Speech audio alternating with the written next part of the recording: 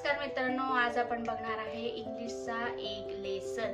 त्याच्यामध्ये आपण 3 magical words बघणार आहे. ती वर्ड्स कोणती ते आता आपण लगेच सुरुवात करूया.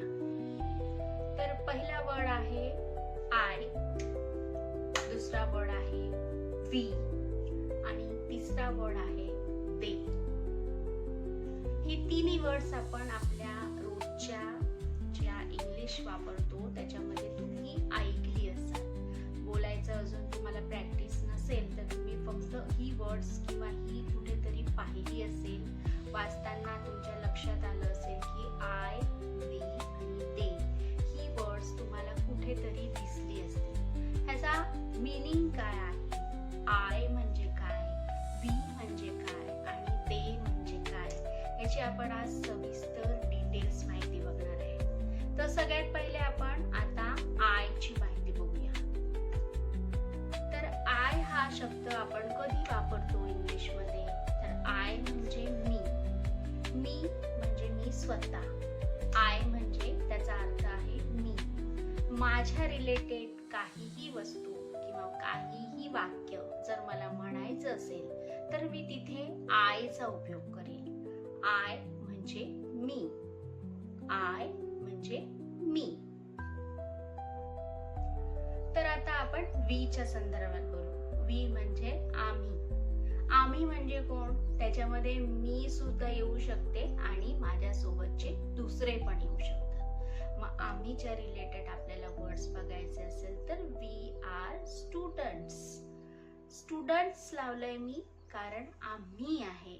आम्ही कधी पण एक वचनी नसणार आहे, त्याच्यामुळे जो पण आपण वर्ड्स किंवा सेंटेन्स म्हणू त्याला आपल्याला अनेक वचनी करणं गरजेचं आहे. जसं का we are students, students S लावलेला आहे. We are teachers, teachers S लावलेला आहे. वी आर डॉक्टर्स एस लावलेला आहे.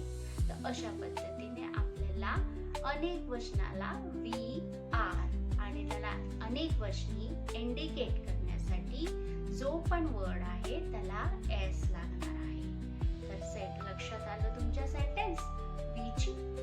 आता आपण दे ची बघूया. जशी दे ची तशीच वी ची म्हणजेच अनेक वचनी.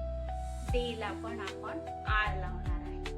दे आर बर्ड्स, बर्ड्स म्हणजे पक्षी. ते पक्षी आहेत. दे आर स्टुडंट्स, त्याला पण एस लावलेला आहे, तर ते विद्यार्थी आहे. They are going to park म्हणजे ते डॉक्टर्स, ते डॉक्टर आहेत. एस लावला आहे अनेक वचनी करण्यासाठी. वी आणि दे हे अनेक वचनी असल्यामुळे त्याला आपण एस ने इंडिकेट करतो आहे. तर त्याचा सपोर्टेबल वर्ब आर आहे.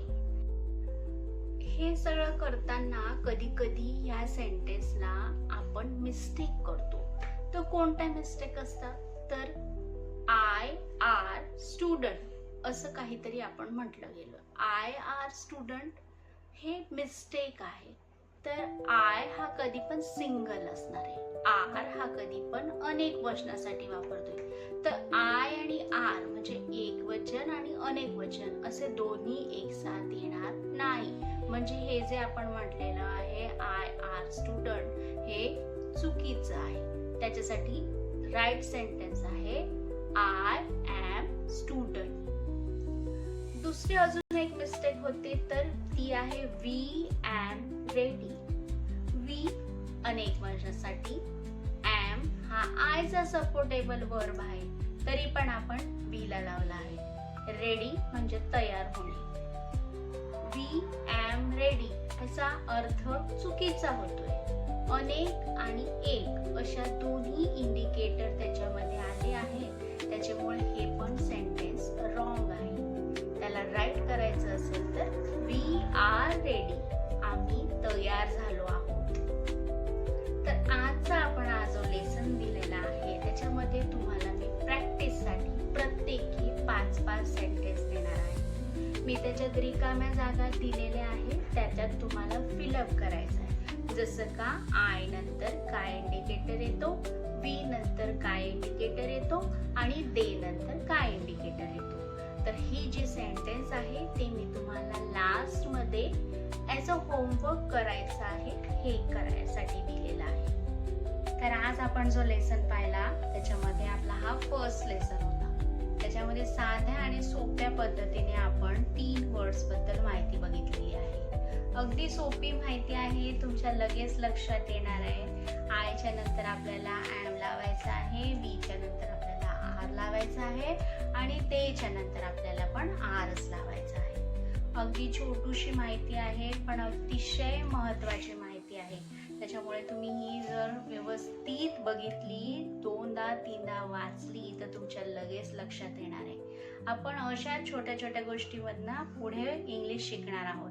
जास्त ग्रामॅटिकली आपण त्याच्यामध्ये टेन्शन घ्यायचं नाहीये.